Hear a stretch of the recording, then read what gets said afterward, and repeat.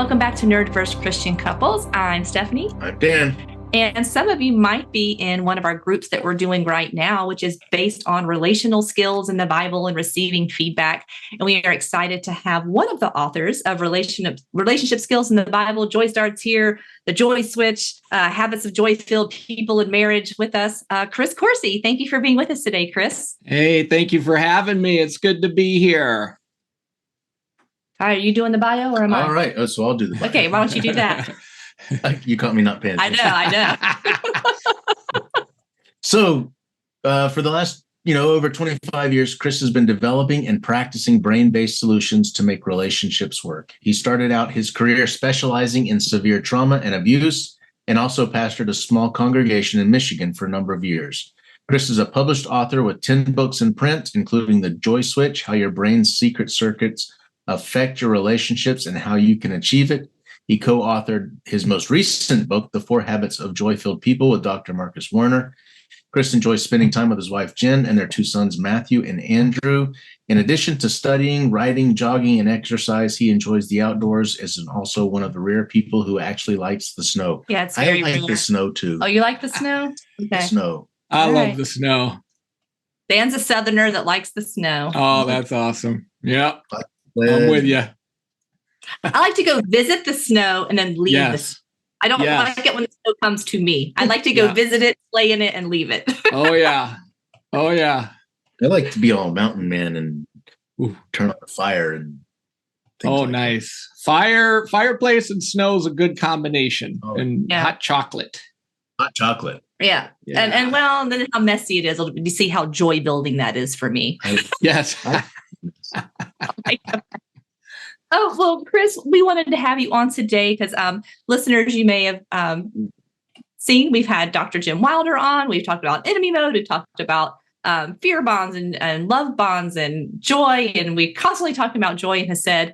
And today I really want to talk about like the importance of joy, but also when we have our what your material calls the big 6 emotions, how do we stay relational? I would hear from those on the spectrum, well, I just dysregulate and he or she's just going to have to deal with it. From the neurotypical spouse, you might hear, well, I have these big emotions. Don't handcuff me. Don't, tell me how to feel my feelings. But, and then some are asking, they're like, hey, ask Chris, are you saying I've got to constantly be joy-filled? I'm not allowed to grieve death. I'm not allowed to be upset over abuse. So that's really the conversation I'd love to have with you today, because there's some misunderstandings, even from those who are reading our books, like what joy is. And then when you do have these other emotions. So where do you want to start? Yeah, let's talk about let's tease out what it means to have joy and like what that looks like. Like, do I have to be happy all the time? I think that's a good place to start right there, because that really sets the tone for everything else. Right. If people are going to be, I'm tuning that out. That's crazy. Yeah. Yep. Exactly. And it helps to know that joy is a relational glad to be together, right? So joy means someone's glad to be with you. And so you feel like, technically like you are the sparkle in someone else's eyes. So I can remember being in the hospital from a back procedure that just didn't go well. And I didn't want to be there, but I had to be there. And I can remember my wife and sons coming to visit me in my little hospital gown, and they came and we got to hang out. And that having them there, people who are glad to be with me, really set the tone for that whole experience. So joy is being together where you're glad to be together. And joy is relational. So happiness is circumstantial. So I'm happy about the new movie that's coming out. I'm happy about the football game a couple weeks back. Joy is I'm sharing it with you. So joy is just we are sharing this. We're glad to be together. And so just like my hospital example, I was not happy about my circumstances. I didn't want to be in the hospital. I would have rather been home with my family, but joy was having them there and we were glad to be together. So joy always leads to rest. And so when infants build joy, they see that smile on mom or dad's face. They see a face that's glad to be with them. They hear it in the voice. They see it in the body mannerisms and the gestures. And when infants have had enough joy, they will avert their gaze. They'll look away, which means, hey, it's time for some serotonin. It's time for some quieting. It's time for some rest. So the parent's still there just monitoring, and they'll pause and they'll let little one just have a little break. But when they want more engagement, they will engage. And so joy is, we're glad to be together. I feel it. I hear it. I experience it. I see it. And joy leads to rest. So happiness is, these circumstances are fun. These circumstances are meaningful. But joy is a relational sharing. And so when we're not building joy, we can rest. And so there's not a pressure that I have to be like, that joy means I have to be happy all the time. That'd be exhausting. So when we do a lot of the exercises in our trainings, we actually have people sit down and practice connecting and resting. And it helps to know joy leads to rest. And it's going to be hard to build joy if we're tired. Joy is a high energy response. So infants, when they've had a bunch of joy, they will start kicking their feet, moving their hands. They get amped up. And then they will need a breather, and they just take some time to quiet together. So joy is we use whatever we're able to use to convey we're glad to be together. And that's really what we're after here. So, part of recovering, from upsetting emotions is, how do we get back to glad to be togetherness? And that's what we can explore today, is just, what would that process look like? But this is a good question for people to know that joy is not something you have to force. There's times with me and my sons or my wife, I'm tired. I don't have this high energy, glad to be together, but I like sitting, being with them and enjoying their presence. And that's the joy. I'm glad you're here. I'm not alone. And not only are you here, but you're actually glad that I'm here. And that's what we're talking about with joy. We're glad to be together. So I want to read a little bit from 4 Habits of a Joy-Filled Marriage to take us into the joy gap, and then what happens when there's upsetting emotions. But some key things I wrote down. Our emotional capacity is directly related to joy. So emotional capacity is that ability to bounce back from difficult emotions and hard situations. Joy is that key to growing the emotional capacity. And I underlined falling out of love is more about the absence of joy. And the joy gap is the length of time between moments of shared joy between a couple. And that's where many of the couples who are listening to this podcast today would say they are. There's been, trauma, a lot of trauma A. There's not been a lot of I'm glad to see you. There's one partner isolating, or maybe one partner being dysregulated. And you said when there's too much time between joy encounters, it creates distance and disconnection. The wider the joy gap, the more likely the problems and the traumas will overwhelm you. Couples with a wide joy gap will struggle tremendously and will increase in their feelings of hopelessness in the marriage. Without hope, resentment and bitterness and bad habits will make that gap wider. And it's like, yes, that is where a lot of listeners are today that are hearing our discussion. So will you talk a little bit more about that joy gap? Yeah. So I really love this picture. When Dr. Warren and I were writing these books, the 4 Habits books, we really wanted an image that people would be able to it would resonate with people. And so we called it shrinking the joy gap. And that's right. So having, regular intervals of glad to be togetherness, we're connecting. You have my attention and I have your attention. We're enjoying being together, right? So we feel some glad to be togetherness, even if we're navigating hard stuff. It's an opportunity to connect. And the more distance and space between these times of joy, what happens is the absence of joy hurts. So my capacity, which capacity is how much weight can I carry right now? My capacity is diminished when there's not a lot of joy that's happening.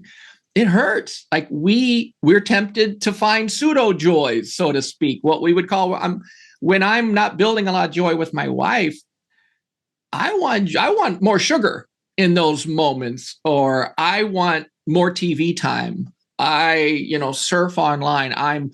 What do I turn to when there's not a lot of joy? I'm vulnerable when there's not a lot of joy because it hurts. And your brain has a default where if we're not, burning the fires of joy, so to speak, and warming up with the flames of joy, then what happens is your brain will shift into fear.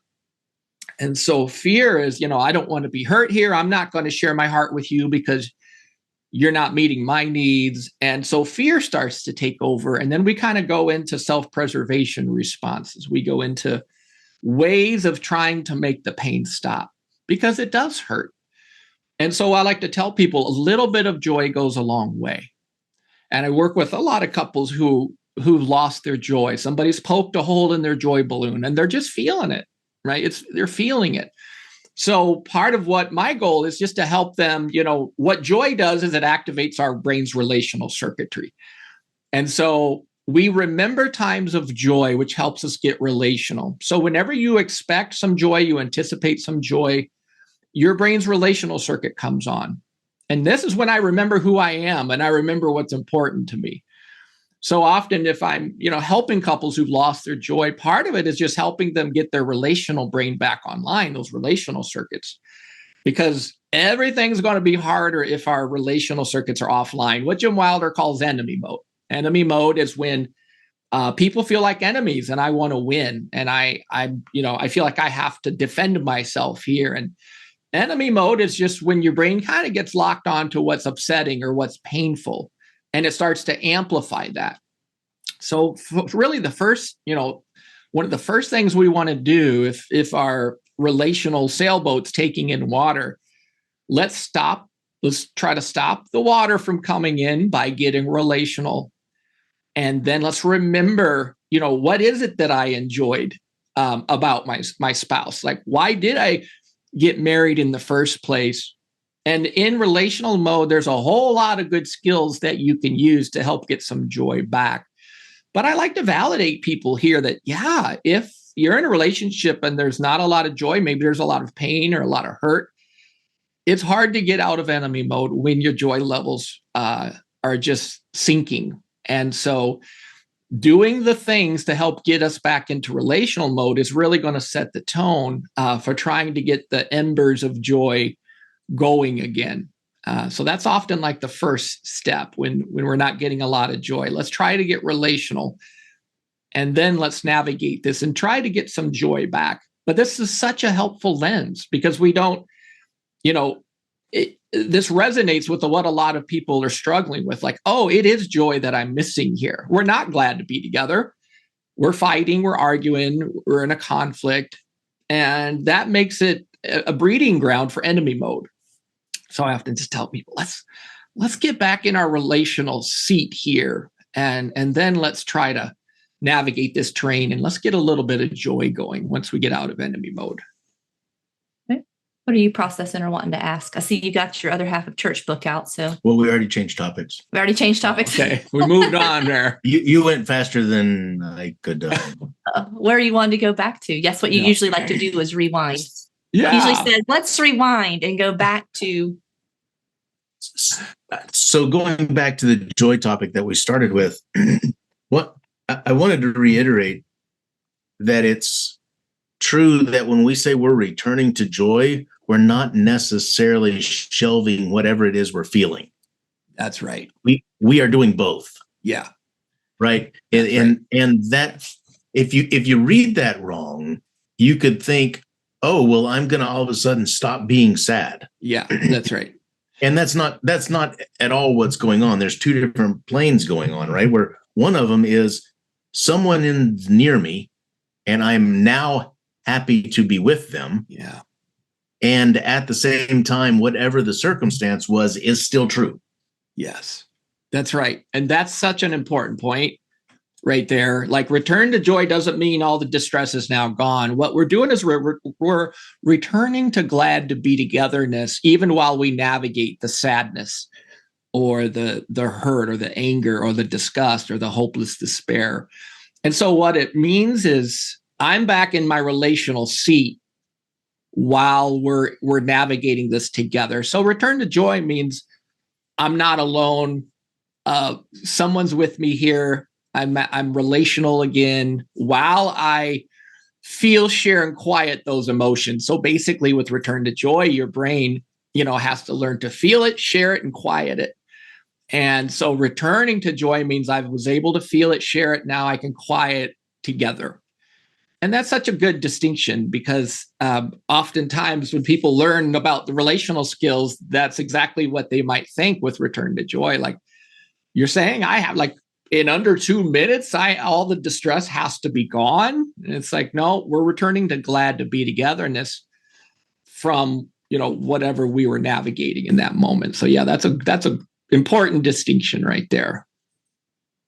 So an analogy that came to mind, and I'd like you to confirm or rephrase, is when we return to joy and we quiet it's kind of like getting control of whatever it is. Instead of it controlling us, the anger, the sad, we are actually in control. It would be as similar to saying, when I'm listening to the radio, the signal I'm getting on my radio is the same as it ever was. What's different now is I've turned the volume down.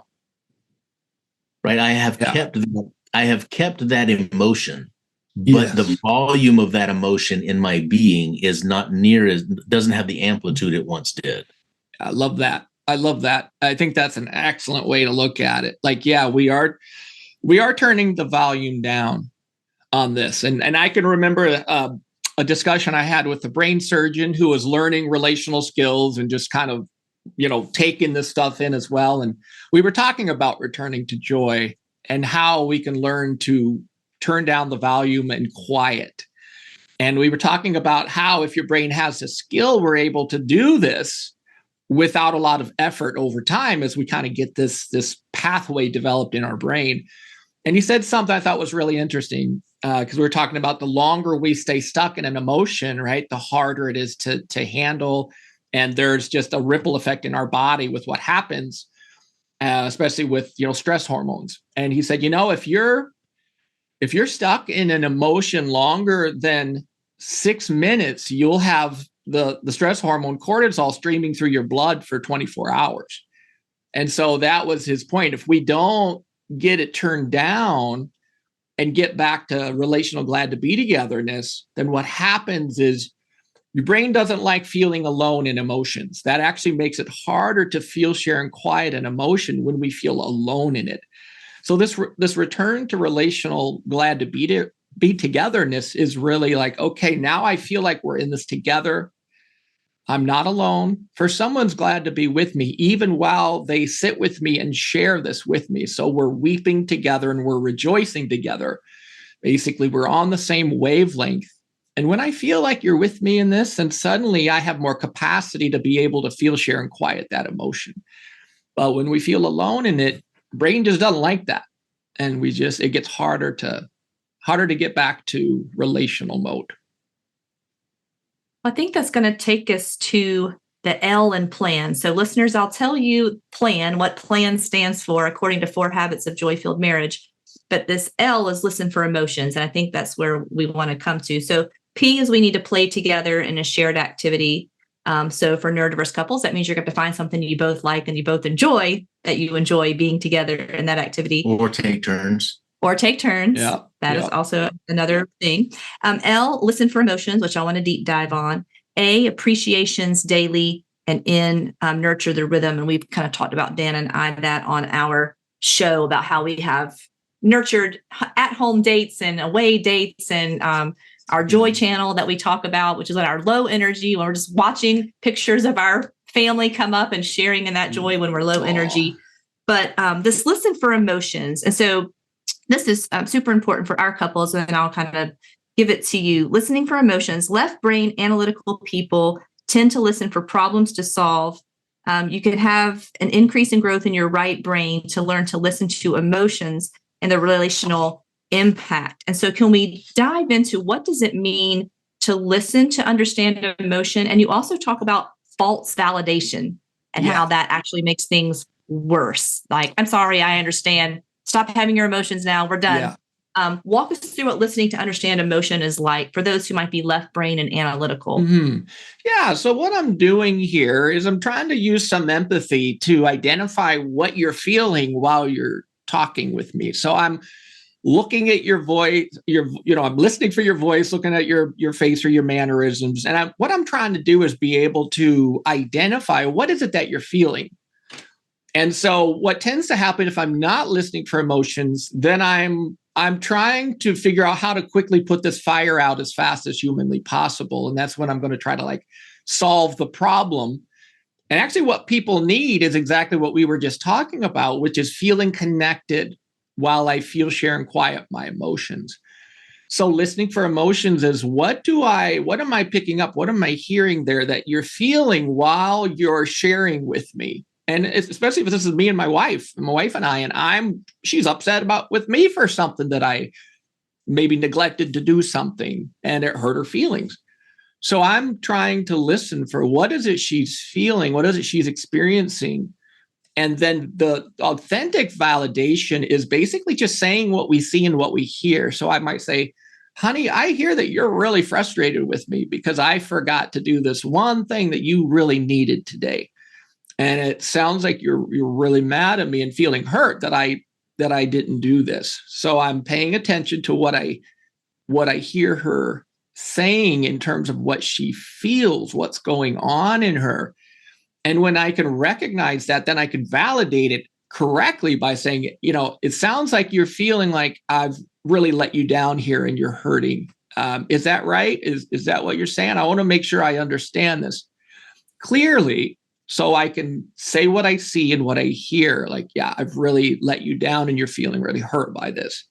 And when we can offer the validation of saying what we see and what we hear, then we can offer comfort, which is, comfort is, what do you need right now? As you're sharing this with me and I hear you and it sounds like this is very painful. What would be helpful here? What would help you feel seen, heard, and understood right now? And so the comfort step is just after I've validated, then we can look at, well, what's helpful here? And we can then work through that. But if I don't validate, my wife's not going to feel seen, heard, and understood, right? She's just going to feel like I'm trying to fix it or I'm minimizing it, because people sometimes forget the validation step and they go right to the comfort step. And if I go right to the comfort step without validation, then she's going to feel like I'm just trying to fix it and I'm not hearing her. So this is like a wonderful 1-2 here in our interaction is validate, say what you see, what you hear, and then you can comfort and find out what would be helpful here. And she might say, I just need you to hear me. That's what I needed today. I just needed to feel like you hear me. And what this does is that creates some safety, and it does help to restore some joy, because I know if I can't hear her and I can't listen for emotions, then inevitably she's going to probably feel alone. She's not going to feel seen or heard or understood. And at that point, this is going to get even harder to do. And honestly, when I didn't have this skill, what I would do, and I would try to work things out with my wife, for example, I would want to just make the distress go away. So I wouldn't validate or comfort. I would just want to make it go away. So if she was hurt by something I forgot to do, I might say, okay, I'll try better next time. Right? But I'm not listening for what she's feeling. I'm just trying to solve the problem real quick. And so what this process does is, for one, it helps us get out of enemy mode, right? Because if she's not feeling seen, heard, and understood, enemy mode's knocking at the door right there. Because if she's feeling alone in this, it's hard to stay out of enemy mode. So when we validate and we comfort and we listen for emotions, it's basically saying, I'm with you here, and I want to be with you here, and I want to hear what's going on in you and understand it and grow from this and learn from this, so that basically we can get back to joy together. But joy's going to feel elusive if we can't validate and comfort. It just doesn't help us get our joy back. It widens the gap. It widens the gap. Exactly. That joy gap just starts spreading. And when that starts to happen, pain and problems become bigger and louder. Enemy mode is also right there, right? And so it creates some unwanted consequences. Whereas just, learning to do this and practicing it, and, we're not going to do it perfectly. When I first started learning this, I just said, okay, honey, I'm trying to learn a new way here. Let's practice this. And so how I help people practice this is I actually have them do it with joy first. So before we even get into the deep end of the pool, let's start with some joy. So I might have people share a joyful moment that they had from their week, or a shared joyful memory. And then as they hear their partner sharing their joy, then they can practice the validation and the comfort. They can say, well, it sounds like you were really enjoying when we had our date night, and you felt lighter and you felt happier, and you felt like we were together in a very meaningful way. Is that right? Or what would you add to that? Or is there anything you'd correct about that? So I'm practicing this process, listening for emotions with joy, which over time can translate to those non-joyful moments that we're going to bump into.